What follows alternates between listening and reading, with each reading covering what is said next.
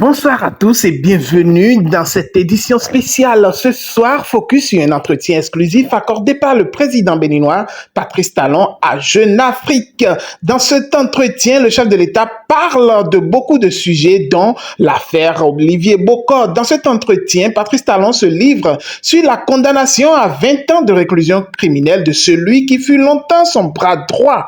Il évoque cette épreuve comme un drame, une tragédie, soulignant l'étroitesse de leurs liens. Je cite, Olivier Bokor était un frère, un compagnon de fortune et d'infortune avec qui j'ai vécu les îles, la conquête, puis l'exercice du pouvoir. L'homme décrit par le chef de l'État comme son homme de main jouait un rôle clé au sein du pouvoir. Patrice Talon l'explique en ces termes. Je lui ai fait confiance au point de lui déléguer nombre de prérogatives dont il me déchargeait pour me permettre de me consacrer entièrement aux multiples dossiers techniques dans leurs plus petits détails.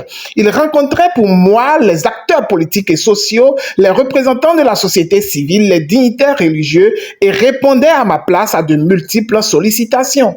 Il était tout au moins lèche-cru jusqu'au bout, mes yeux et mes oreilles, tant il est vrai que dans un pays comme le Bénin, le président ne peut être partout à la fois. Mais le président reconnaît avoir été trahi. Il dit, je cite, « Ma confiance envers lui était totale, au point que je lui avais délégué le contrôle des services de renseignement et de ma propre sécurité. » Une situation qu'il peine à expliquer en disant, « Je ne sais pas ce qui lui a pris. Pourtant, il était dit et convenu entre nous qu'autant je refusais de m'éterniser au pouvoir, et cela pour le bien du pays et de la démocratie, autant et pour les mêmes raisons, il était inenvisageable à mes yeux que mon successeur soit issu de ma famille et de mon clan.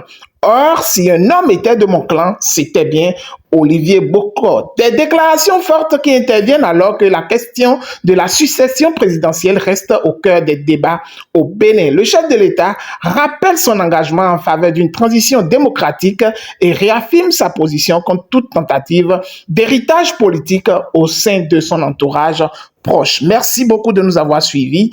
À bientôt.